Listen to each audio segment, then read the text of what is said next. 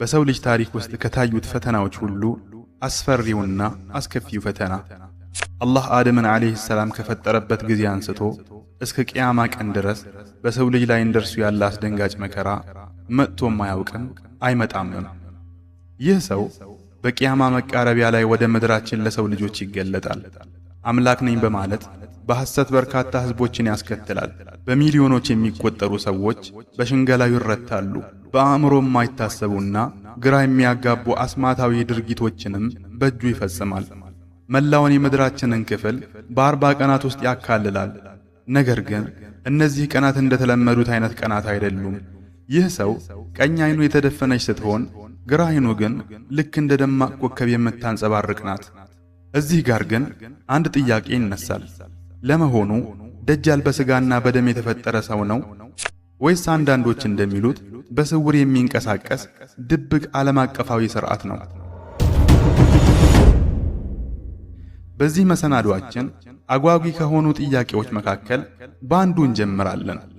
ይህም ሐዲሱ በሰሒህ ሙስሊም ውስጥ ተዘግቦ ሳለ የተወሰኑ ዑለማዎች የተሚም አዳሪን ዘገባ ለምን ሳይቀበሉት ቀሩ የሚል ነው።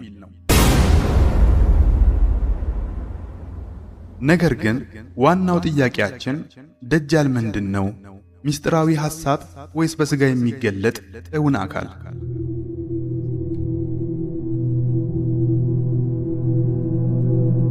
የመሲሑ ደጃል ሕይወት ከውልደቱ በፊት የሚከተለውን ይመስላል። ድሮ በዚያ ሩቅ ዘመን ሙሳ አለይሂ ሰላም ከመከሰቱ በፊት የሰውነት ግዝፈታቸው ቅጥ ያጣው የደጃል አባትና እናቱ ምንም ልጅ ሳይወልዱ 30 ዓመት ያስቆጥራሉ። ከዚያም በኋላ እውር፣ ጉዳቱ የበዛና ጥቅሙ ያነሰ ልጅ ይወልዳሉ። ይህ የሆነው በፊለስጢን ሳሚራ ተብሎ በሚጠራ ስፍራ ሲሆን አካባቢውም የአይሁዳውያን ስፍራ ነበር።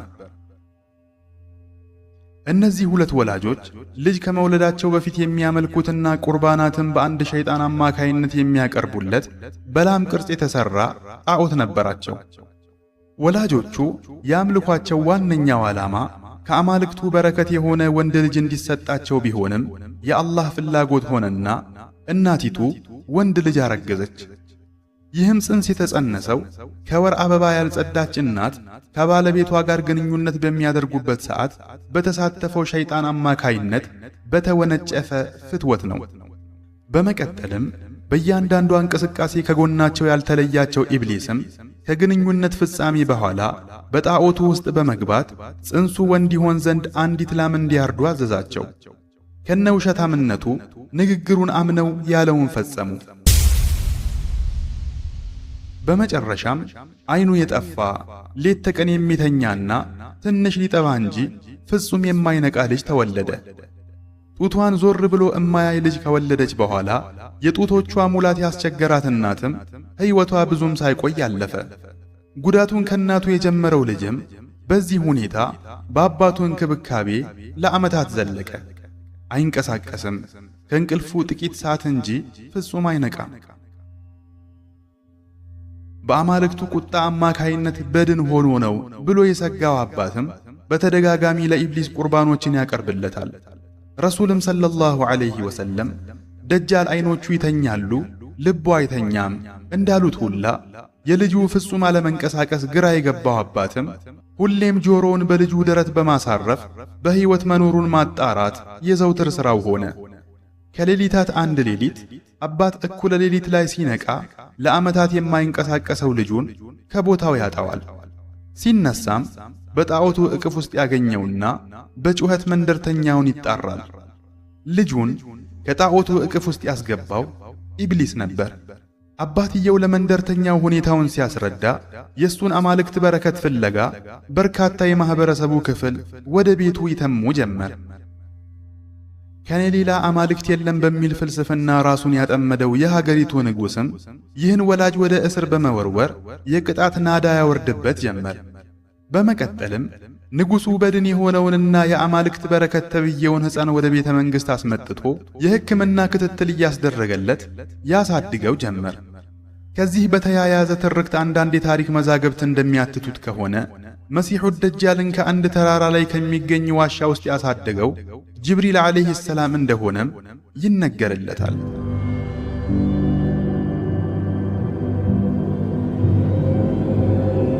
በቅርብ ዓመታት ውስጥ በሰዎች ዘንድ አንድ ሰፊ ክርክር ተነስቷል። መሲሑ ደጃል በእርግጥ በአካል የሚመጣ ሰው ነው ወይስ ለዘመናት ከመጋረጃ ጀርባ ሆኖ ዓለምን የሚዘውር እኩይ ዓለም አቀፋዊ ሥርዓት ነው? ነቢይ ሰለላሁ ዐለይሂ ወሰለም ደጃልን ሲገልጹት ደጃል ዓይኑ የጠፋች ጎልማሳ ሰው ነው ብለዋል። እንዲያውም መልክና ቁመናው አብዱል ዑዘ ብኑ ቀጠን የተባለን ሰው ይመስላል በማለት በዝርዝር አስረድተዋል። ነቢይ ሰለላሁ ዐለይሂ ወሰለም መውጣቱ የተቃረበና በመካከላቸው የሚከሰት ይመስል ሰሓባዎችን አስጠንቅቀዋቸዋል። ይህ ሁሉ የሚያመለክተው አንድን እውነት ነው። መሲሑ ደጃል በቂያማ መቃረቢያ ላይ የሚመጣ እውን ሰው እንጂ አንዳንዶች በስህተት እንደሚሉት የሚዲያ ተቋም፣ የዲጂታል ስክሪን ወይም ስማርት ስልክ አይደለም። ታዲያ በቁርአንም ሆነ በሱና ወይ ደግሞ በሌሎች መለኮታዊ መጻሕፍት ውስጥ ምንም አይነት መረጃ ሳይኖር አንዳንዶች ደጃል ማለት ዓለም አቀፋዊ የሚስጥር ሥርዓት ነው ብለው ለምን ይሞግታሉ? ደጃልን ከዘመናዊ ቴክኖሎጂና ከኢንተርኔት መረቦች ጋር የሚያያይዙ ትርጓሜዎች በሙሉ ምንም አይነት ሃይማኖታዊ መሠረት የሌላቸው ግምቶች ብቻ ናቸው። አሁን እንግዲህ ከዋናው መነሻው እንጀምር። ስለ ደጃል ከተነገሩት ሁሉ እጅግ አስገራሚና ሚስጥራዊ ስለሆነው ስለ ተሚም አዳሪ ሐዲስ እናውጋ። ተሚም የተባለው ሰሓባ እስልምናን ከመቀበሉ በፊት ክርስቲያን ነበር። በነቢ ሰለላሁ ዐለይሂ ወሰለም ዘመን ወደ እሳቸው ዘንድ መጥቶ ነበር እስልምናንም የተቀበለው። ተሚም ስለ ደጃል ማንነት፣ ስለ አመጣጡና ስለ ባህሪያቱ ከሌሎቹ ሐዲሶች ሁሉ ለየት ያለና ልዩ የሆነ ዘገባን በሐዲስ ጥራዞች አስመዝግቧል። ለመሆኑ ተሚም ስለ ደጃል ምን ነበር ያስተላለፈው? የእርሱ ዘገባ ከሌሎቹ ለምን ተለየ? ይህስ ሐዲስ ለደጃል ታላቅ ፈተና መቃረቢያ ፍንጭ ይሆን? አሁን ልብ ብለህ ተከታተለኝ። ይህ የምንነጋገረው ሐዲስ ውስጥ ያሉ አስገራሚ ነገሮች ግርምት የሚፈጥሩ በጥልቀት እንድታስብ የሚያደርግና ከዚህ ቀደም በአእምሮህ መጥተው የማያውቁ ጥያቄዎችን የሚጭሩብህ ናቸው። ታሪኩ በሰሒህ ሙስሊም የተዘገበና በዑለማዎች ዘንድ በስፋት የሚታወቅ ሲሆን ዘጋቢዋ ፋጢመቱ ቢንቱ ቀይስ እንዲህ ትላለች። ጊዜው ወደ 1440 ዓመት ገደማ ነው። መልእክተኛው እጅግ በርካታ ቁጥር ያላቸውን አዳዲስ ምዕመናን እየተቀበሉ ያለበት ሰዓትም ነበር። ከዕለታት አንድ ቀን ረሱል ሰለላሁ ዐለይሂ ወሰለም ሰላቱል ጃሚዓ ብለው የከተማይቱን ነዋሪ መስጂድ ውስጥ ሰብስበው አሰገዱና ሚንበር ላይ ቆመው ፈገግ አሉ። በፈገግታ ባልደረቦቻቸውን እየተመለከቱ ሁላችሁም በያላችሁበት ቁጭ በሉ አሉና ንግግራቸውን ቀጠሉ። ለምን እንደሰበሰብኳችሁ ታውቃላችሁን? በማለትም ጠየቋቸው። ባልደረቦቻቸውም አላህና መልእክተኛው ያውቃሉ ብለው መለሱላቸው። ረሱልም ሰለላሁ ዐለይሂ ወሰለም ወላሂ ዛሬ ለክጀላም ሆነ ለፍራቻ አልጠራኋችሁም።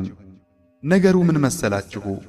ተሚም የተባለ ክርስቲያን ሰው እኔ ዘንድ መጥቶ እስልምናን ተቀበለና ቃል ኪዳን ገብቶልኝ እኔ ስለ መሲሑ ደጃል የነገርኳችሁን የሚያረጋግጥ አስደናቂ ክስተት ነገረኝ። ነገሩ እንዲህ ነው። ተሚምና ጓደኞቹ ለ30 ሆነው አንዲት መርከብ ተሳፈሩ። የተሳፈሩባት መርከብም ወር ሙሉ ማዕበል ወዲህ ወዲያ ሲያዘዋውራት ከረመ። ከአንድ ወር እንግልት በኋላም መርከቢቱ ከአንድ ከማያውቋት ደሴት ላይ ተሳፋሪዎቿን አደረሰች። እነሱም ወደ ደሴቷ ዘልቀው በመግባት መዘዋወር ሲጀምሩ አንዲት እንስሳ መሰልና ሩዋ ከመብዛቱ የተነሳ ፊቷን ከኋላዋ ለይተው የማያውቋት አይነት ፍጥረት ከፊት ለፊታቸው ተመለከቱ። በድንጋጤ የተዋጡት ተሳፋሪዎችም እንዴ አንቺ ማነሽ አሏት። እኔ ጀሳሳ እባላለሁ አለቻቸው። ጀሳሳ ደግሞ ምንድነው በማለት ጠየቋት። እናንተ ሰዎች ሆይ ወደዚህ ዋሻ ውስጥ ወዳለው ሰውዬ ዘንድ ሂዱ፣ ስለ እናንተ ለመስማት ጓግቷል አለቻቸው። ይህ ንግግሯ ግራ ያጋባቸው ሰዎችም ሰው ይፈልጋችኋል ስትላቸው ሸይጣን ትሆናለች ብለው ይበልጥ ፍራቻ አደረባቸው። ትረካውን ባለ ታሪኩ ያወጋው ጀመር። ከዚያም እሷን ትተን ወደ ጠቆመችን ዋሻ አቀናን። ልክ ዋሻው ውስጥ ዘልቀን ስንገባ በሕይወታችን አይተን የማናውቀው አይነት እጅግ ግዙፍ ሰው በብረት እጅ እግሩ ተጠፍሮ ታስሮ ተመለከትን። እንዴ አንተ ደግሞ ማነህ አልነው። ስለኔማ ደርሳችሁ አያችሁኝ፣ እናንተ ግን ማናችሁ ብሎ ጠየቀን። እኛ የአረብ ነገዶች ነን። በመርከብ ተሳፍረን ጉዞ ላይ ሳለን ድንገት ማዕበል ተነስቶ 1 ወር ያህል ከተጫወተብን በኋላ ወደ ግዛትህ አምጥቶ ጣለን። ከዚያም ከፀጉሯ ብዛት ፊቷን ከኋላዋ ለይተን ማናውቃት ፍጥረት ከፊት ለፊታችን አገኘን። ማነሽ ስንላትም ጀሳሳ ነኝ አለችን። ጀሳሳ ምንድነው ስንላት ወደ አንተ ዘንድ እንድንሄድና አንተም ስለኛ መስማት እንደምትፈልግ ነገረችን። ያን ጊዜ ሸይጣን ትሆናለች ብለን ሰግተን ወደ አንተ መጣን በማለት ሁኔታውን አስረዳ ነው። እሱም ስለ በይሳን ዘንባባ ንገሩኝ አለን። ስለ በይሳን ዘንባባ ምን እንንገርህ በማለት ጠየቅነው። ዘንባባው ያፈራል ብሎ ጠየቀን። እኛም አሁን ያፈራል አልነው። እሱም ወደፊት ማፍራት የሚያቆምበት ጊዜ ይመጣል አለን። ቀጥሎም ስለ ጠበርያ ሐይቅ ንገሩኝ አለን። እኛም ስለ ሐይቋ ምን እንንገርህ ብለን ጠየቅነው። እሱም ውሃዋ ግን አሁንም አለ ብሎ ጠየቀን። እኛም እንደውም ውሃዋ ብዛት አለው አልነው። እሱም ወደፊት ውሃዋ የሚደርቅበት ጊዜ ይመጣል አለን። ቀጥሎም ስለ ዙገር ምንጭ ውሃ ንገሩኝ አለን። እኛም ስለ ምንጯ ምን እንንገርህ አልነው። እሱም በምንጯ ግን ውሃ አለ፣ ሰውስ እየዘራባት ነው በማለት ጠየቀን። እኛም አዎን ውሃው ብዛት አለው፣ ሰውም እየዘራበት ነው ብለን መለስንለት። ቀጥሎም ስለዚያ ነብይ ንገሩኝ እንዴት ሆነ በማለት ጠየቀን። እኛም ከመካ ወጥቶ የስሪብ ገብቷል አልነው። እሱም አረቦች ግን አልተጋደሉትም በማለት ጠየቀን። እኛም ተጋድለውታል አልነው። እሱም አረቦች ግን ቢታዘዙት ነው የሚያዋጣቸው። አሁን ስለኔ እነግራችኋለሁ። እኔ መሲሕ ነኝ። እኔ እንድወጣ የሚፈቀድልኝ ቀን ይመጣና የሆነ ቀን እወጣ ይሆናል። ምድርንም እዞራለሁ። መካና መዲና ሲቀሩ እግሬ የማይረግጥበት ስፍራ አይኖርም። ሁለቱ ከተማዎች እኔ ላይ እርም ሲሆኑ ልገባ በሞከርኩ ቁጥር በእጆቻቸው ስለታማ ሰይፍ የያዙ መላእክት ያባርሩኛል ብሎ ነገረን። ይህን ታሪክ ረሱላችን ሰለላሁ ዐለይሂ ወሰለም ለሰሃቦቻቸው ከተረኩ በኋላ ይህን ነገር ከዚህ በፊት አልነገርኳችሁምን በማለት ጠየቁ። ሰሃባዎችም አዎን ነግረውናል ያ ረሱላላህ በማለት መለሱላቸው። እዚህ ጋር ነው እንግዲህ ግራ የሚያጋባው ጥያቄ የሚነሳው። መሲሑ ደጃል በተሚመት ዳሪ ሐዲስ ላይ እንደተጠቀሰው በሩቅ ደሴት ላይ በሰንሰለት ታስሮ የሚገኝ ከሆነ ነቢይ ሰለላሁ ዐለይሂ ወሰለም በመካከላቸው እንዳለ አድርገው ለምን ሰሃባዎችን ያስጠነቅቁ ነበር? እንዲያውም ዑመር ኢብኑል ኸጣብ በረሱል ሰለላሁ ዐለይሂ ወሰለም ፊት መዲና ላይ ይኖር የነበረውን አንድ ኢብኑ ሰያድ የተባለን ሰው ኢብኑ ሰያድ ማለት እሱ ራሱ ደጃል ነው ብሎ ሲምል ነቢይ ሰለላሁ ዐለይሂ ወሰለም ዝምታን መምረጣቸውና አለመቃወማቸው ምንን ያሳያል? የሚገርመው ደግሞ ኢብኑ ሰያድ በመዲና ውስጥ የሚኖር ሰሃባዎች በየቀኑ የሚያዩት የሚያናግሩትና አብረውት የሚኖሩት ሰው ነበር። ታዲያ በሩቅ ደሴት የታሰረን ደጃልና በመዲና ጎዳናዎች ላይ የሚመላለሰውን ሰው እንዴት አድርገን ማገናኘት እንችላለን? እኚህን ሁለት ትንግርታዊ ጥያቄዎች እንዴት ማስማማትስ እንችላለን? ከዚህ በተጨማሪ ደጃልን በሰዎች መካከል ከሚታወቅና በሕይወት ካለ ሰው ጋር የሚያቆራኙ ሌሎች በርካታ ዘገባዎች አሉ። ነቢይ ሰለላሁ ዐለይሂ ወሰለም ስለ ደጃል ማንነት ብቻ ሳይሆን እሱ የሚገለጥበትን አስፈሪ ድባብም ጭምር በዝርዝር አስረድተዋል። ደጃል የሚወጣው ዓለም በታላቅ የፖለቲካ ውጥንቅጥና በጸጥታ ቀውስ ውስጥ በምትታመስበት ረሃብ ምድርን በሚገርፍበትና የተስፋ መቁረጥ ስሜት በሰዎች ነፍስ ላይ በሚነግስበት አስቸጋሪ ወቅት ላይ ነው። በዚህ መከራና የፈተና ማዕበል ውስጥ ከተፈጥሮ ሕግጋት ውጭ የሆኑ ድርጊቶችን የሚፈጽም አንድ ግዙፍ ሰው ወደ ምድር ብቅ ይላል። እሱም አምላክ ነኝ በማለት ሰዎች እንዲያመልኩት ጥሪ ያደርጋል። በአላህ ፍቃድ ሙታንም በሰዎች አይን ፊት የሚያስነሳ ይመስላል። በቃሉ ዝናብ ያዘንባል፣ ምድርንም በወርቅና በሲሳይ ይሞላታል። እሱን የሚያመልኩትን በድሎትና በቅንጦት ዓለም ውስጥ ሲያኖር፣ ትእዛዙን የጣሱትንና በእርሱ ያላመኑትን ግን በስቃይና በችጋር ይቀጣቸዋል። ሆኖም ግን ይህ ሁሉ ድሎትና ግርማ በፈተና የተሸፈነ ትልቅ ቅዠትና የመናብ ሕይወት እንጂ ሌላ አይደለም። ለመሆኑ ደጃል የሚወጣው በቂያማ መቃረቢያ ላይ ብቻ ነው ወይስ አላህ ከፈጠረው ጊዜ አንስቶ በመካከላችን አለ? አንዳንዶች እንደሚሉትስ በምድር ላይ ለተከሰቱት አብዛኛዎቹ ፈተናዎች ዋነኛው ተዋናይ ደጃል ይሆን? ኢማም አሕመድ በሙስነዳቸው ሑዘይፈት ብኑል የማንን ዋቢ በማድረግ እንደዘገቡት በአላህ መልእክተኛ ሰለላሁ ዐለይሂ ወሰለም ዘንድ ስለ ደጃል ተነሳ። እሳቸውም እንዲህ አሉ፣ ከደጃል ፈተና ይልቅ የእናንተ የእርስ በርስ ፈተና በእኔ ዘንድ እጅግ አስፈሪ ነው። ከሱ በፊት ካሉት ፈተናዎች የተረፈ ሁሉ ከሱም ይተርፋል። ምድር ከተፈጠረችበት ጊዜ አንስቶ ትንሽም ሆነች ትልቅ መነሻዋ ከደጃል ፈተና ጋር ያልተያያዘ አንድም ፈተና የለም። ይህ ማለት ዛሬ የምናየው እያንዳንዱ ፈተና መጠኑ ምንም ያህል አነስተኛ ቢሆን እንኳ የደጃል አሻራ ያረፈበትና ለእርሱ መውጣት መንገድ የሚጠርግ ነው ማለት ነው። ዓለም ከተፈጠረችበት ጊዜ አንስቶ የተከሰቱት መከራዎች በሙሉ የመሲሑ ደጃል መውጣት ቅድመ ሁኔታዎች ናቸው። ከዚህም በላይ የቁርአን ፍንጮች እንደሚጠቁሙት ደጃል በቂያማ ቀን ከሃዲያን አላህን አጥብቀው ከሚጠይቁባቸው ግለሰቦች አንዱ ሊሆን ይችላል። አላሁ ሱብሓነሁ ወተዓላ ከሃዲያን ጀሃነም ውስጥ ሆነው በቂያማ ቀን የሚሉትን እንዲህ ሲል ገልጾታል። እነዚያም የካዱት አሉ፣ ጌታችን ሆይ እነዚያን ያሳሳቱንን ከጂንና ከሰው አሳየን፣ ከበታቾቻችን እናደርጋቸውና ከውርደተኞችም እንዲሆኑ። ሰደቀላሁል ዐዚም። ከጂን የተባለው ኢብሊስ እንደሆነ ግልጽ ነው። ነገር ግን ከሰው የተባለውና ከሃዲያን አሳልፎ እንዲሰጣቸው አላህን የሚማጸኑበት ያ ሰው ማን ይሆን? በርካታ ዑለማዎች ይህ ሰው ደጃል እንደሆነ ይናገራሉ። ምክንያቱም እሱ ከማንም በላይ ሰዎችን ያሳሳተ ያጠመመና በርካቶችን ከእውነት መንገድ ያስወጣ በመሆኑ ነው። አንዳንዶች ደግሞ ክህደትንና ጥመትን በሰዎች ልብ ውስጥ ያስዋቡት እነዚያ የሰውና የጂን ሰራዊቶች ናቸው በማለትም ይሞግታሉ። እዚህ ጋር ሌላ ጥያቄ ይነሳል። ደጃል ከዚህ ቀደም በተለያዩ ገጽታዎች ለሰዎች ተገልጦ ይሆን? ስለ ኢብኑ ሰያድ በሚዘገቡት ዘገባዎች ውስጥ እሱ ራሱ ደጃል እንደሆነ ተጠቅሷል። ዓብዱላህ ኢብኑ ዑመር በሰሒህ ሙስሊም ውስጥ እንደዘገቡት በመዲና ውስጥ ኢብኑ ሰያድ የተባለን ሰው ሲመለከቱት ደጃል ስለመሆኑ ጥርጣሬ ነበራቸው።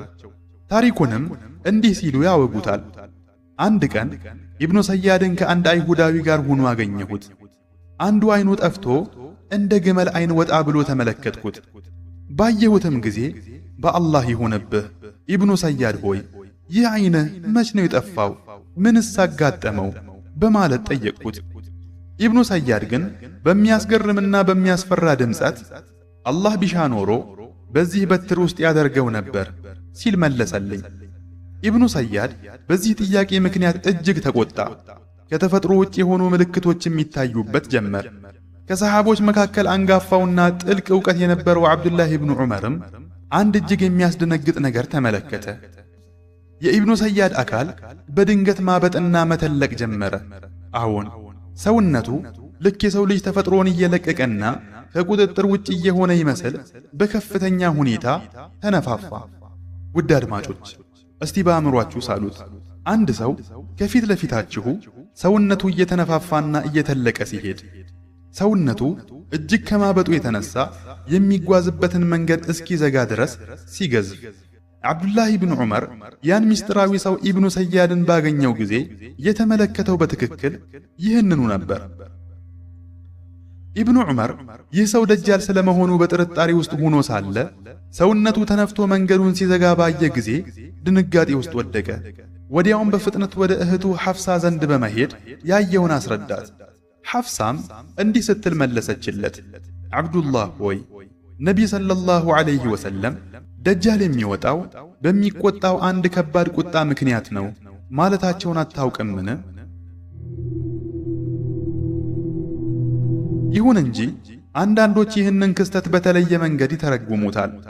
ኢብኑ ሰያድ በዐይኑ ኢብኑ ዑመርን የሸወደውና እውነታውን የደባለቀበት በድግምት አማካይነት ነው። በዐይኑ ፊት የገዘፈ የመሰለው በሽንገላና በድግምት ኃይል ነው ብለው ይሞግታሉ። ይህ መሰሉ ማታለልና የሰዎችን ዐይን መጋረድ ደግሞ የደጃልነትና የጥንቆላ ጥበብ ዋነኛ መገለጫ ነው። ነቢይ ሰለላሁ ዐለይሂ ወሰለም የኢብኑ ሰያድን ማንነት ለማረጋገጥ በተደጋጋሚ ፈትነውታል። በአንድ ወቅት የአላህ መልእክተኛ መሆኔን ትመሰክራለህን ሲሉ ጠየቁት። ኢብኑ ሰያድም ወደ እሳቸው ትኩር ብሎ በመመልከት አንተ የእሙዮች አሊያም ያልተማሩት መልእክተኛ መሆንህን እመሰክራለሁ ሲል መለሰ። ከዚያም ባለፈ ድፍረት አንተስ እኔ የአላህ መልእክተኛ መሆኔን ትመሰክራለህን ሲል ነቢይን ሰለላሁ ዐለይሂ ወሰለም ጠየቃቸው። እሳቸው ግን የሸይጣን ሽንገላውን በመቃወም በአላህና በመልእክተኞቹ አምኛለሁ አሉ። በመቀጠልም ነቢይ ሰለላሁ ዐለይሂ ወሰለም በእንቅልፍህም ሆነ በንቃትህ ጊዜ ምን ይታይሃል ሲሉ ጠየቁት። ኢብኑ ሰያድም እውነተኛም ሐሰተኛም መንፈሳዊ ፍጡራን ይመጡብኛል አለ። ነቢይም ሰለላሁ ዐለይሂ ወሰለም ነገሩ ተደበላለቀብህ፣ ተሰናከልክ አሉት። በመጨረሻም ረሱል ሰለላሁ ዐለይሂ ወሰለም ሊፈትኑት በመፈለግ አንድ ነገር በልቤ ደብቄልሃለሁ፣ እስቲ ንገረኝ አሉት። እሳቸው በልባቸው የያዙት ቃል ጭስ የሚለውን ቃል ነበር። ኢብኑ ሰያድ ግን ቃሉን ሙሉ በሙሉ ማውጣት ተስኖት አዱኽ ማለትም ዱኻን ዱኻን ወደ አማርኛ ሲተረጎም ጭስ ጭስ በማለት መለሰላቸው። በዚህ ጊዜ የአላህ መልእክተኛ ሰለላሁ ዐለይሂ ወሰለም አንተ ተዋረድ፣ ከልክህ አታልፍም፣ ከጠንቋይነት ደረጃ አትሻገርም አሉት። ነቢይ ሰለላሁ ዐለይሂ ወሰለም ሰይጣን ወይም ጂኒ በሹክሹክታ አግዞት ይህን ቃል እንደተናገረ ተረድተዋል። ስለዚህም ነው ከጥንቆላና ከክፋት ባለፈ ወደ ነቢይነት ወይም ሰዎችን ወደ ማሳሳት ደረጃ ከፍ ሊል እንደማይችል የገለጹለት። በዚህ መሃል ዑመር ረዲየላሁ ዐንሁ በሁኔታው ተቆጥቶ የአላህ መልእክተኛ ሆይ ፍቀዱልኝና አንገቱን ልቅላው አለ። ነቢይም ሰለላሁ ዐለይሂ ወሰለም እንዲህ ሲሉ መለሱ፣ ተወው፣ እርሱ ደጃል ከሆነ አንተ አታሸንፈውም አትችለውምም። እርሱ ደጃል ካልሆነ ደግሞ በመግደልህ የምታገኘው ምንም ፋይዳ የለም በማለት ዑመርን ከለከሉት።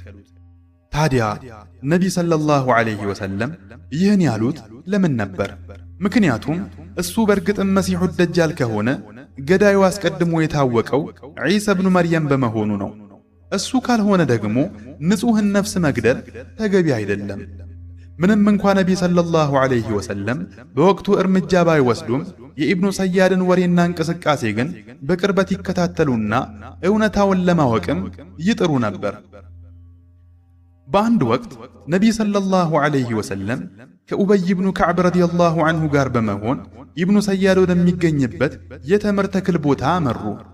ነቢይ ሰለላሁ ዐለይሂ ወሰለም ወደ እሱ ከመቅረባቸው በፊት ምን እንደሚናገር ሰልለው ለመስማት በማሰብ ከሩቅ ሆነው በድብቅ ይከታተሉት ጀመር። ኢብኑ ሰያድ ጋደም ብሎ ሳለ ነቢይ ሰለላሁ ዐለይሂ ወሰለምን ከሩቅ ተመለከታቸው። በዚህ መሃል የኢብኑ ሰያድ እናት ነቢይን ሰለላሁ ዐለይሂ ወሰለም በተምር ዛፎች ግንዶች እየተሸሸጉ መሆኑን አየችና ልጇን ሳፍ ሆይ ይኸው ሙሐመድ መጣልህ ስትል ተጣራች። ኢብኑ ሰያድም ድንገት በከፍተኛ ድንጋጤ ብድግ ብሎ ቆመ። ነቢይም ሰለላሁ ዐለይሂ ወሰለም እሷ ባትጣራና ዝም ብትለው ኖሮ ሚስጥሩ ሁሉ ተገልጦልን ነበር አሉ። በሌላ ጊዜ ደግሞ ረሱል ሰለላሁ ዐለይሂ ወሰለም ኢብኑ ሰያድን ምን ይታይሃል ሲሉ ጠይቀውት ነበር። እሱም በውሃ ላይ የተቀመጠ ዙፋን ይታየኛል ሲል መለሰ። ነቢይም ሰለላሁ ዐለይሂ ወሰለም የኢብሊስን ዙፋን በባህር ላይ እያየህ ነው ማለት ነው አሉት። ነቢይም ሰለላሁ ዐለይሂ ወሰለም ጥያቄያቸውን እንዲህ ሲሉ ደገሙለት፣ ከዚህ ሌላስ ምን ይታይሃል? ኢብኑ ሰያድም ሁለት እውነተኞችና አንድ ውሸታም ወይም ሁለት ውሸታሞችና አንድ እውነተኛ ይታዩኛል፣ ማለትም ሁለት እውነትን የሚነግሩኝና አንዱን ደግሞ ውሸት የሚያስረዱኝ መናፍስት ይመጡልኛል በማለት መለሰ። ነቢይም ሰለላሁ ዐለይሂ ወሰለም ለባልደረቦቻቸው ነገሩ ሁሉ ተደበላለቀበት አሉ። ማለትም በጠንቋይነቱና ሰይጣኑ በሚያቀብለው መረጃ መካከል ግራ እንደተጋባ ገለጹ። በመቀጠልም ተዉት፣ እሱ ደጃል መሆኑ የሚታወቅበት ግልጽ ምልክት አላሳየምና በማለት አሰናበቱት። ረሱል ሰለላሁ ዐለይሂ ወሰለም ስለ ደጃል በብርቱ አስጠንቅቀውናል። ከኑህ ጀምሮ ስለ ደጃል ህዝቦቹን ያላስጠነቀቀ አንድም ነቢይ የለም ብለዋል። እዚህ ጋር አንድ ትልቅ ጥያቄ ይነሳል። እያንዳንዱ ነቢይ የደጃል መምጫ ጊዜ ገና ሩቅ መሆኑን እያወቁ ለምን ይሆን እንዲህ አጥብቀው ያስጠነቀቁት? ይህ የሆነበት ምክንያት የደጃል ፈተና እጅግ ታላቅ በመሆኑ ነው። የደጃል መንፈስና ተግባር በእያንዳንዱ ዘመንና በየህዝቡ መካከል ሰርጾ ይገኛል። በዘመናችንም የደጃልን አምሳያዎች በብዙ ቦታዎች እናያለን። ለዚህም ከነቢዩ ሙሳ ዓለይሂ ሰላም ዘመን አንድ ምሳሌ እንውሰድ። ሙሳ ዓለይሂ ሰላም ጌታቸውን ለማነጋገር ወደ ጡር ተራራ በሄዱበት ወቅት ሳሚሪ የተባለው ግለሰብ የእስራኤልን ልጆች ከመንገድ አስወጣቸው። ወርቅ አቅልጦ የጥጃ ቅርጽ ሰራላቸው። በውስጡም የጅብሪልን ፈረስ ኮቴ አፈር ጨመረበት። በዚህም ጥጃው ድምፅ የሚያወጣ መሰለ። ሕዝቡም ተሸወዱ፣ አላህንም ረሱ። ቀደም ሲል ከሙሳ ያዩዋቸውን ተአምራት በሙሉ ዘነጉ። ባህር ሲሰነጠቅ፣ ሰማያዊ ምግብ መንና ሰልዋ ሲወርድላቸው፣ የሙሳ እጅ ያለ በሽታ እንደ ፀሐይ ስታበራ አይተው ነበር። ነገር ግን ይህ ሁሉ አልጠቀማቸውም፣ በፈተናው ወደቁ። ታዲያ ሳሚሪ ይህን ሁሉ ሕዝብ በቀላሉ ሊያጠምድ የቻለው እንዴት ነው? ሳሚሪ ምስጢሩን በራሱ አንደበት እንዲህ ሲል ገልጾታል። እነሱ ያላዩትን እኔ አየው፣ ከመልእክተኛው ከጅብሪል ኮቴ አፈር ዘገንኩና በውስጡ በተንኩት አለ። በመቀጠልም ለሙሳ ዓለይሂ ሰላም በድፍረት ነፍሴ እንዲህ እንዳደርግ ሸለመችልኝ አላቸው። ነገሩ ለእርሱ በጣም ቀላልና ተራ ነበር።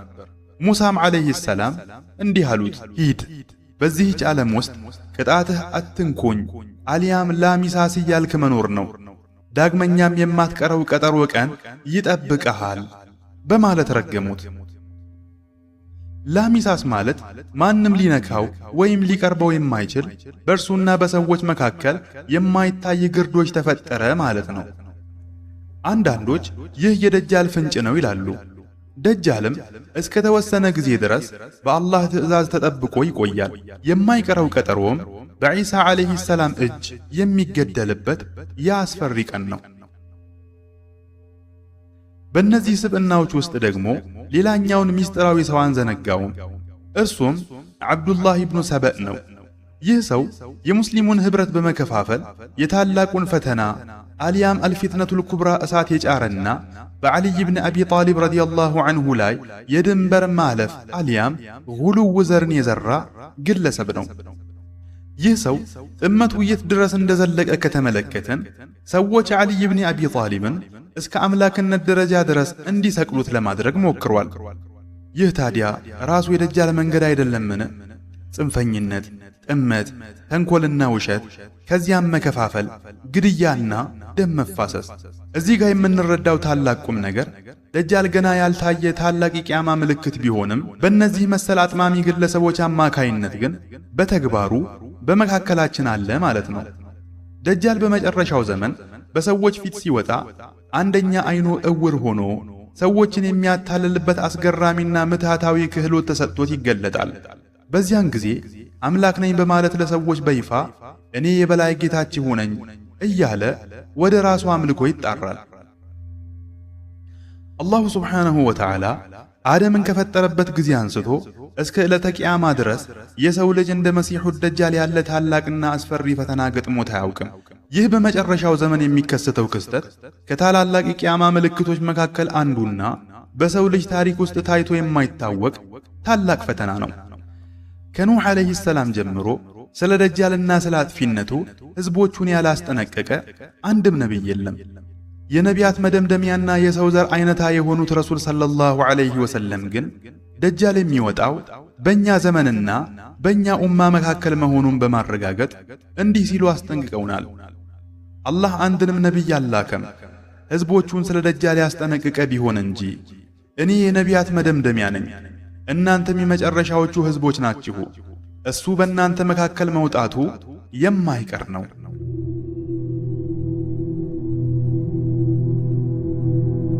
ደጃል በሚገለጥበት ወቅት እጅግ በጣም ብዙ ሰዎች ይከተሉታል። ከነዚህም መካከል አብዛኛዎቹ አይሁዶች ናቸው።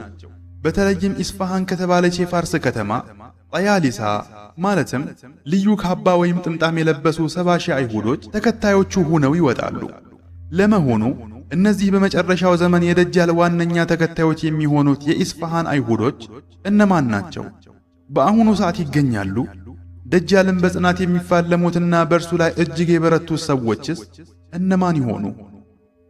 ክብራን ተመልካቾቻችን እነዚህንና ተያያዥ ጉዳዮችን በዝርዝር እንመለከታለን። ደጃል ሲወጣ ከሚታይበት አስገራሚ ክህሎትና አሳሳች ፈተናዎች የተነሳ ብዙዎች በሐሰቱ ይሸወዳሉ። በተለይም ሴቶች በዚህ ፈተና በከፍተኛ ሁኔታ እንደሚጠቁ በስፋት ይነገራል። ነገሩ እጅግ አስፈሪ ከመሆኑ የተነሳ ወንዶች ሴት ቤተሰቦቻቸው እንዳይወጡና በደጃል ምትሃት እንዳይጠመዱ በማሰብ በቤቶቻቸው ውስጥ በገመድ እስከ ማሰር ድረስ ይገደዳሉ። ሰዎች እሱን የሚከተሉት ካለው የተድላ ግብዓት በመመኘት ካለው አስፈሪ ቅጣት በመፍራት ወይም እስልምናንና አማኞችን ለመዋጋት ካላቸው ከፍተኛ ምኞት የተነሳ ነው። ኢማም ሙስሊም ከአነስ ረዲየላሁ ዐንሁ በዘገቡት ሐዲስ የአላህ መልእክተኛ ሰለላሁ ዐለይሂ ወሰለም እንዲህ ብለዋል። ከኢስፋሃን አይሁዶች መካከል 70 ሺህ ሰዎች ልዩ ካባዎችን ጠያሊሳ የለበሱ ሆነው ደጃልን ይከተሉታል። አይሁዶች የደጃል ዋነኛ ተከታዮች የሚሆኑበት ምክንያት በእነርሱ የተዛባና የተቀየረ እምነት መሰረት ደጃልን እንደ ተስፋው መሲህ አድርገው ስለሚጠባበቁት ነው። የዳውድ ልጅ መሲህ በማለትም በሐሰትና በቅጥፈት ይጠሩታል። አይሁዶች ደጃል ይመጣና የአይሁድን መንግሥት መስርቶ ከኢየሩሳሌም ሆኖ ዓለምን ይገዛል የሚል እምነት አላቸው። ይህ ግን ፍጹም ስህተትና ግልጽ ጥመት ነው። አይሁዶች በጉጉት የሚጠባበቁት ንጉሥ ያው አይነ ጠፋውና ውሸታሙ ደጃል ነው። እውነተኛው መሲህ ዒሳ ዓለይሂ ሰላም በተላኩ ጊዜ ክደዋቸዋል። ክብርት እናታቸውንም መርየምን አንቋሽሸዋል። እንዲያውም እሳቸውን ለመግደል ከፍተኛ ጥረት አድርገዋል። የእነርሱ የተሳሳተ ግምት ዓለምን ከአውሮፓ እስከ ኢየሩሳሌም ያስተዳድራል የሚል ነው። ደጃል ሲመጣም ይህማ ሲጠበቅ የነበረው መሲህ ነው በማለት የመጀመሪያዎቹ ተከታዮች አይሁዳውያኑ ይሆናሉ። የአላህ መልእክተኛ ሰለላሁ ዐለይሂ ወሰለም ይህንን ሲያረጋግጡ እንዲህ ብለዋል። ከኢስፋሃን አይሁዶች መካከል 70 ሺህ ሰዎች ልዩ ካባዎችን የለበሱ ሆነው ደጃልን ይከተሉታል። እነዚህ ተከታዮች የሚለብሱት ጠያሊሳ የተባለው ልብስ በትከሻ ላይ ተጥሎ መላው አካልን የሚሸፍን ስፌት የሌለውና ባለ መስመር የሆነ ልዩ ካባ ወይም ሻል ነው። ኢብኑ ኑዓይም እንደገለጹት በጥንቱ የኢስፋሃን ግዛት አልየሁድያ አልያም የአይሁዶቹ ሰፈር ተብላ የምትጠራና አይሁዶች ብቻ የሚኖሩባት መንደር ነበረች። ይህም እስከ አባስያ ዘመነ መንግሥት ድረስ የቆየ ሲሆን በኋላ ላይ ሙስሊሞች ቢሰፍሩባትም ለጥቂት አይሁዳውያን መኖሪያነት የተወሰነ ክፍል ተትቶላት ነበር። መረጃዎች እንደሚያመላክቱት የደጃል ጉዞ የሚጀምረው ከምስራቅ አቅጣጫ በተለይም ኹራሳን ከተባለው ግዛት ሲሆን ይበልጥ ደግሞ በአሁኗ ኢራን ወይም የጥንቷ ፋርስ በምትገኘው ኢስፋሃን ከተማ ነው። አቡበክር ሲዲቅ ረዲየላሁ ዐንሁ ረሱል ሰለላሁ ዐለይሂ ወሰለም እንዲህ ማለታቸውን ዘግበዋል። እነዚህ ተከታዮቹ የጠያሊሳን ካባ ወይም ደግሞ አክሊል የሚመስል ልዩ ጥምጣም የደፉ ይሆናል። ይህ ልብስ በጥንት ዘመን የአይሁዶችና ዓረብ ያልሆኑ የፋርስ ተወላጆች መለያ ምልክት እንደነበርም ይነገራል። የመሲሑ ደጃል ታላቅ ፈተና አጀማመሩ ከኢስፋሃን የአይሁድ መንደር ቢሆንም ሂደቱ ግን መላውን ዓለም የሚያዳርስ ይሆናል። ይህ ፈተና አደም ከተፈጠረበት ጊዜ ጀምሮ ቂያማ እስኪቆም ድረስ ከታዩት ፈተናዎች በሙሉ አስከፊውና ዘግናኙ ነው። ደጃል የማይረግጠውና የማይገባበት የምድራችን ክፍል አይኖርም። ከመካና ከመዲና በስተቀር መላውን ዓለም ይዞራል። ሰዎችንም በሐሰቱ ይፈትናል። አቡ ሁረይራ እንደዘገቡት ረሱል ሰለላሁ ዐለይሂ ወሰለም እንዲህ ብለዋል። ያ አንድ አይናው ደጃል የጥመት መሲሕ ነው። እሱም በሰዎች መካከል ልዩነትና መከፋፈል በነገሰበት ወቅት ከምስራቅ አቅጣጫ ይወጣል። አላህ የፈቀደለትን ያህል ምድርን ለማዳረስ የሚያስፈልገው 40 ቀናት ብቻ ነው። እነዚህ ቀናት እንደ ተራ ቀናት ሳይሆኑ ርዝመታቸውና ሁኔታቸው አላህ ብቻ የሚያውቀው እጅግ አስፈሪ ጊዜያት ናቸው። ኢብኑ ሐጀር እንደገለጹት ደጃል የሚጠፋውና የሚገደለው መላውን ዓለም ካዳረሰ በኋላ ነው። ከመካና ከመዲና በስተቀር በየትኛውም ቦታ ይዘዋወራል። በመጨረሻም ወደ በይተል መቅዲስ ሲያመራ ነቢይ ዒሳ ዓለይሂ ሰላም ከሰማይ ይወርዱና በገዛ እጃቸው ይገድሉታል። ዑለማዎች እንደሚያረጋግጡት የደጃል መነሻ ግዛቶች የሆኑት ኹራሳን፣ ኢስፋሃን፣ ኩዝና ኪርማን በአሁኗ ኢራን ወይም በጥንቷ ፋርስ ውስጥ የሚገኙ ግዛቶች ናቸው። በእነዚህ ቦታዎች ደጃል እጅግ ብዙ ተከታዮችን ያገኛል። ተከታዮቹም በዋነኝነት ከሃዲያን ሲሆኑ አላህ ደጃልን ለመፈተኛነት በሰጠው ምትሃታዊ ክህሎት አሊያም ኸዋሪቀል ዓዳ በመሸወድ ይከተሉታል። በተለይም አይሁዶች የደጃል የቅርብ አጋሮች ሲሆኑ ከእነርሱም በተጨማሪ አላዋቂ የሆኑ የገጠር ሰዎች፣ ሴቶችና ሕፃናት የዚህ ታላቅ ፈተና ሰለባ ይሆናሉ። ዶክተር ዩሱፍ አልዋቢል እንደገለጹት የደጃል ተከታዮች አብዛኛዎቹ አይሁዶች፣ ቱርኮችና ልዩ ልዩ የፋርስ ተወላጆች ናቸው። ነቢይ ሰለላሁ ዐለይሂ ወሰለም የእነዚህን ሰዎች መልክ ሲገልጹ ፊታቸው እንደተመታ ጋሻ የሰፋ ቀይ የሆኑ አፍንጫቸው ስልጥጥ ያለና አይናቸው ጥቃቅን የሆኑ ህዝቦች ናቸው ብለዋል። የገጠር ሰዎች የፈተናው መክበድ ዋነኛው ምክንያት ስለ ሃይማኖታቸው ያላቸው ዕውቀት አነስተኛ መሆኑ ነው። ደጃል ወደ አንዱ የገጠር ሰው ቀርቦ እስኪ ንገረኝ፣ የሞቱትን እናትና አባትህን ከቀብር አስነስቼ መሆኔን ትመሰክራለህን? ሲል ይጠይቀዋል። ያም የገጠር ሰው አዎን ብሎ ሲመልስ ሰይጣናት የአባቱንና የእናቱን መልክ ይዘው በመቅረብ ልጃችን ሆይ ተከተለው፣ እሱ እኮ ጌታህ ነው በማለት ይዋሹታል። በአጠቃላይ ከሐዲሶች የምንረዳው ቁም ነገር በዚያ አስፈሪ ዘመን በእምነቱ ላይ የሚጸናው ሰው ቁጥር እጅግ ጥቂት መሆኑን ነው። አብዛኛው የዓለም ሕዝብ የደጃል ተከታይ ይሆናል።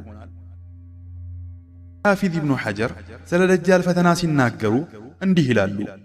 ከደጃል ታላቅ ፈተና የሚተርፉት 12000 ወንዶችና 7 ሴቶች ብቻ ናቸው። እንዲህ አይነቱ ቁጥርን የጠቀሰ ንግግር በግል አስተያየት የሚሰነዘር ስላልሆነ ዑለማዎች ወይ በቀጥታ ከነቢይ ሰለላሁ ዐለይሂ ወሰለም የተሰማ ወይንም ደግሞ የእስራኤላዊ ተውፊቶችን ዋቢ በማድረግ የተነገረ ሊሆን እንደሚችል ይገምታሉ። በሐዲስ ውስጥ እንደተገለጸው ደጃልን በመቃወም ረገድ እጅግ ጽኑና ብርቱ የሚሆኑት በኑ ተሚም የተሰኙ የአረብ ጎሳዎች ናቸው። ረሱል ሰለላሁ ዐለይሂ ወሰለም ስለ በኑ ተሚሞች እንዲህ አሉ። እነዚህ ጎሳዎች በኡመቴ ውስጥ ደጃልን በመቃወም ረገድ እጅግ ጽኑዎቹ ናቸው።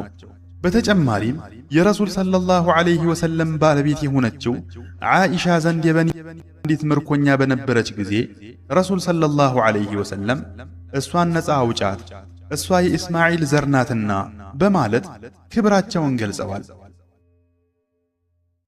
በኢማም አሕመድ ዘገባም ላይ አንድ ግለሰብ በኑ ተሚሞችን በነቢይ ሰለላሁ ዐለይሂ ወሰለም ፊት ሲያጥላላ ስለ በኑ ተሚሞች ከመልካም በቀር አትናገር፣ እነሱ ደጃልን ለመዋጋት ረዥም ጦር የያዙ ሕዝቦች ናቸውና በማለት የመከላከያ አቅማቸውን መስክረውላቸዋል። አልሓፊዝ ኢብኑ ከቲር የደጃልን ታሪክና ጉዞ እንዲህ በማለት በአጭሩ ይገልጹታል። ደጃል መጀመሪያ የሚገለጠው በአስባሃን ግዛት አልየሁድያ ተብላ በምትጠራው መንደር ነው። እዚያም 70,000 የሚሆኑ አይሁዶች የጦር መሳሪያቸውን ታጥቀውና አረንጓዴ ካባዎቻቸውን ደርበው ይከተሉታል፣ ከጎኑ ይሰለፋሉ። አላህ በዚህ ከሃዲ እጅ ላይ አስገራሚ ድርጊቶችን እንዲያሳይ ይፈቅድለታል። ይህ ግን አላህ የፈለገውን ሰው የሚያጠምበት፣ ምእመናንን ደግሞ እምነታቸውንና ጽናታቸውን የሚፈትንበት አጋጣሚ ነው። አማኞች በእነዚህ ክስተቶች ላይ አላህ የሰጣቸውን የልቦና እርግጠኝነት ይጨምሩበታል። በመጨረሻም የመሪነትና የጽናት ተምሳሌት የሆኑት የመርየም ልጅ ዒሳ የሚወርዱበት ጊዜ ይመጣል። እሳቸው የሚወርዱት በደጃል ዘመን ነው። ዒሳ በደማስቆ ምስራቃዊ ማማ ላይ ይወርዳሉ። ምእመናንና የአላህ ባሮችም በዙሪያቸው ይሰበሰባሉ። ዒሳ ከምእመናን ጋር በመሆን ወደ በይተል መቅዲስ ያመራውን ደጃልን ፍለጋ ይጓዛሉ። አቅበተ አፊቅ በተባለ ስፍራ ሲደርሱ ደጃል መሸሽ ይጀምራል። ዒሳ ዓለይሂ ሰላም ግን እስከ ሉድ በር ድረስ ተከታትለው ይደርሱበታል። ሲደርሱበትም ላንተ ያዘጋጀሁትና የማትመልሰው አንድ ድብደባ አለኝ ይሉታል። ደጃል የዒሳን ዓለይሂ ሰላም ፊት ባየ ጊዜ ጨው በውሃ ውስጥ እንደሚሟሟ ሁሉ እሱም መሟሟት ይጀምራል። ባይገደል እንኳ በዚያው ሟምቶ በጠፋ ነበር። ነገር ግን አላህ በሳቸው እጅ እንዲጠፋ ፈቅዷል። ዒሳ ዓለይሂ ሰላም በሉድ በር ላይ በጦራቸው በመምታት ይገድሉታል። የአላህ እርግማን በሱ ላይ ይሁንና የጥመቱ መሲሕ ፍጻሜው እዛ ይሆናል። በርካታ ሰሒህ ሐዲሶች እንደሚጠቁሙት አይሁዶች ዘንድ ደጃል የዳውድ ልጅ መሲሕ ተብሎ ይጠራል። እነሱ እንደሚሉትም ይህ አካል በመጨረሻው ዘመን መጥቶ ስልጣኑ በየብስና በባህር ላይ ይነግሳል፣ ወንዞችም ይከተሉታል። ይህንንም እንደ አምላካዊ ተአምርና የተነጠቁትን መንግሥት የሚመልስላቸው አድርገው በሐሰትና በቅጥፈት ይጠብቁታል። እውነታው ግን ይህ አይደለም። ደጃል የጥመት የሐሰትና የውሸት መሲሕ ነው። ሙስሊሞች መሲሑ ዒሳ ለሁለተኛ ጊዜ እንዲወርዱ ይጠብቃሉ። አይሁዶች መሲሑ ደጃል እንዲመጣላቸው ይመኛሉ። ክርስቲያኖች መሲሑ የአምላክ ልጅ የሥላሴ አካል ሆኖ ይመለሳል ብለው ይሞግታሉ። ከዚህ ጥመት የራቁት የሐቅና የጽኑ እምነት ባለቤቶች ግን መሲሑ ዒሳ ዓለይሂ ሰላም ወደ ምድር የሚወርዱት የኢስላምን ጥሪ ለማደስና የነቢይን ሰለላሁ ዐለይሂ ወሰለም ሙሐመድ ተከታይ በመሆን እንደሆነ ያምናሉ። እሳቸውም በቁርአንና በሱና የሚፈርዱ፣ መስቀልን የሚሰብሩ፣ ሪያን የሚገድሉና ሕዝቡንም በአላህ ቃልና በመልእክተኛው ሰለላሁ ዐለይሂ ወሰለም ፈርጅ የሚመሩ ፍትሃዊ መሪ ይሆናሉ። ደጃል ከመከሰቱ በፊት ዓለምን የሚያናውጡና የእሱን መምጣት የሚያበስሩ ታላላቅ ክስተቶች ይፈጸማሉ። ከነዚህም መካከል የአረቦች ቁጥር ማነስ። ኡሙ ሸሪክ እንደዘገቡት ረሱል ሰለላሁ ዐለይሂ ወሰለም ሰዎች ከደጃል ሽብር የተነሳ ወደ ተራራዎች ይሸሻሉ አሉ። ኡሙ ሸሪክም የአላህ መልእክተኛ ሆይ በዚያን ቀን አረቦች የት ናቸው ስትል ጠየቀች። እሳቸውም ቁጥራቸው እጅግ ጥቂት ነው በማለት መለሱላት። ሁለተኛ የታላላቅ ከተሞች መለወጥና የድል ዜናዎች። ሙዓዝ ብን ጀበል ባስተላለፉት ሐዲስ ረሱል ሰለላሁ ዐለይሂ ወሰለም የሚከተለውን የክስተቶች ቅደም ተከተል አስቀምጠዋል። የበይተል መቅዲስ መለምለም የመዲና መፈራረስ ይከተላል። የመዲና መፈራረስ ታላቁን ጦርነት ያስከትላል። ታላቁ ጦርነት የቁስጥንጥንያን መከፈት ያመጣል። የቁስጥንጥንያ መከፈት ደግሞ ደጃል እንዲወጣ መንገድ ይከፍታል። ሶስተኛ ተከታታይ የሆኑ የፍትህ ድሎች። ናፊዕ ኢብኑ ዑትባ እንደዘገቡት ነቢይ ሰለላሁ ዐለይሂ ወሰለም 4 ታላላቅ ድሎችን እንዲህ ሲሉ ተንብየዋል። የአረብን ልሳነ ምድር ትወራላችሁ፣ አላህም ድሉን ይሰጣችኋል። ከዚያም ፋርስን ትወራላችሁ፣ አላህም ድሉን ይሰጣችኋል። ከዚያም ሮምን ትወራላችሁ፣ አላህም ድሉን ይሰጣችኋል። በመጨረሻም ደጃልን ትዋጋላችሁ፣ አላህም በእርሱ ላይ ድልን ያጎናጽፋችኋል። አራተኛው የድርቅና የረሃብ ዘመን። ደጃል ከመውጣቱ ጥቂት ዓመታት ቀደም ብሎ በምድር ላይ ከባድ የድርቅና የችጋር ዘመን ይከሰታል። በዚያን ጊዜ ሰማይ በአላህ ፈቃድ ዝናቧን ትከለክላለች፣ ምድርም በአላህ ትእዛዝ አዝመራዋን በረከቷን ትነፍጋለች። ረሱል ሰለላሁ ዐለይሂ ወሰለም እንደገለጹት ደጃል ከመውጣቱ በፊት ምድርንና የሰው ልጅን የሚፈትኑ 3 እጅግ አሰቃቂና አስቸጋሪ ዓመታት ያልፋሉ። በእነዚህ ዓመታት ውስጥ ሰማይ ዝናቧን ምድርም አዝመራዋን የምትነፍግበት የረሃብ ዘመን ይከሰታል። ሁኔታውን እንዲህ ይከናወናል። በመጀመሪያው ዓመት አላህ ሰማይን ያዛታል። ከዝናቧ ሲሶ አሊያም 1/3ኛውን ትከለክላለች። ምድርም ከአዝመራዋ ሲሶውን ትነፍጋለች። በሁለተኛው ዓመትም ሰማይ ከዝናቧ 2 ሲሶውን አሊያም 2/3ኛውን እንድትይዝ ትታዘዛለች። ምድርም እንዲሁ አዝመራዋን 2 ሲሶ ትቀንሳለች። በሦስተኛውና በመጨረሻው ዓመት ግን ሰማይ አንዲት ጠብታ ዝናብን እንዳታወርድ፣ ምድርም አንዲት ቅጠል እንዳታበቅል ትእዛዝ ይመጣላቸዋል። በዚህ ወቅት አላህ ከሻው በስተቀር ምንም አይነት ባለ ሰኮና እንስሳ አይተርፍም፣ ሁሉም ያልቃሉ። በዚህ ወቅት ሰሓቦች የአላህ መልእክተኛ ሆይ ታዲያ በዛን ጊዜ ሰዎች በምን ሕይወታቸውን ያቆያሉ ሲሉ ጠየቁ። ነቢይም ሰለላሁ ዐለይሂ ወሰለም ታህሊል፣ ተክቢርና ታህሚድ በማለት ነው። ይህም ዚክር እንደ ምግብ ሆኖ ይበቃቸዋል በማለት ምድራዊው ሲሳይ ሲጠፋ ሰማያዊው ስንቅ አማኞችን እንደሚያበረታ ገለጹላቸው። እዚህ ላይ አንድ ጥያቄ ሊነሳ ይችላል። የመህዲ ዘመን ዓለምን በፍትህና በበረከት የሚሞላ ከሆነ እንዴት ደጃል ከመውጣቱ በፊት እንዲህ ያለ ረሃብና የእህል እጥረት ይከሰታል?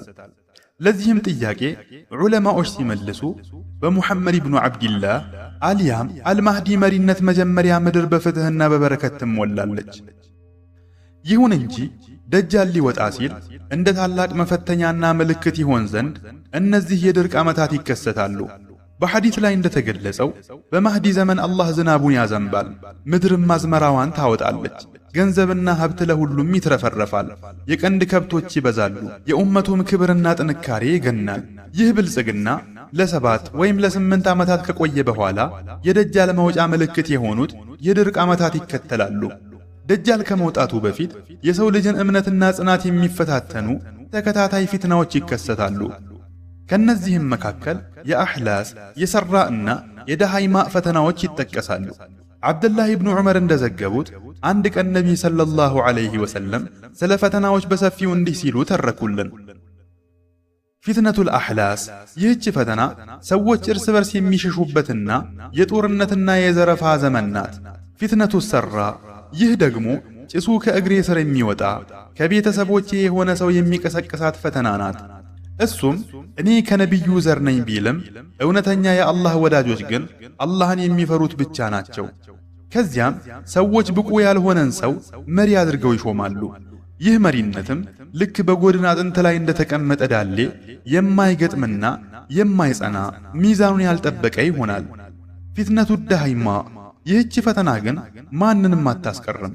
እያንዳንዱን የኡመቱን አባል ትነክሳለች። አበቃሽ ሲባል የምትቀጥል ሰውን ጠዋት አማኝ አድርጋ አምሽቶ ከሃዲ የምታደርግ ከባድ ፈተና ናት። በመጨረሻም ሰዎች በሁለት ጎራ ይከፈላሉ። ኒፋቅ የሌለበት የእምነት ጎራና እምነት የሌለበት የኒፋቅ ጎራ። ይህ ሁኔታ ሲከሰት ደጃል በዚያ ቀን ወይም በማግስቱ መውጣቱ የማይቀር መሆኑ ይታመናል። ደጃል ሊወጣ ሲል ሙስሊሞች እጅግ የገነነ ኃይልና ጥንካሬ ይኖራቸዋል። የደጃል መውጣትም ይህንኑ የሙስሊሞች ኃይል ለማዳከም የታለመ ይመስላል። በዚያ ወቅት ሙስሊሞች ከሮም አሊያም ከምዕራባውያን ጋር የሰላም ስምምነት ያደርጋሉ።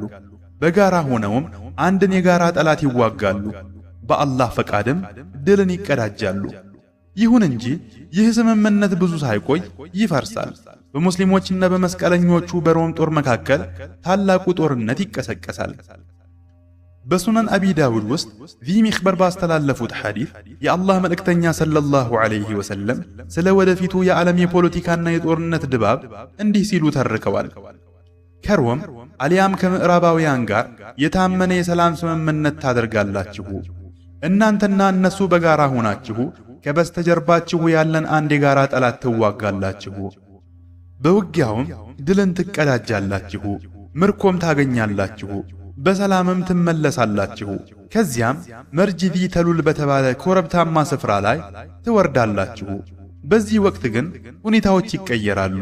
ከሮም ወገን የሆነ አንድ ክርስቲያን መስቀሉን ወደ ላይ ከፍ አድርጎ መስቀል ድል አደረገ በማለት ይጮኻል።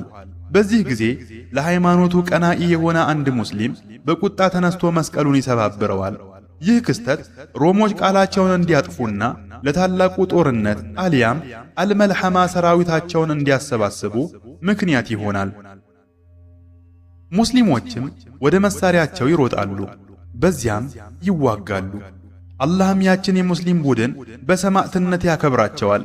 ይህ ክስተት በዚያ ዘመን የሙስሊሞችን ኃይልና ለሃይማኖታቸው ያላቸውን ጽናት በግልጽ ያሳያል።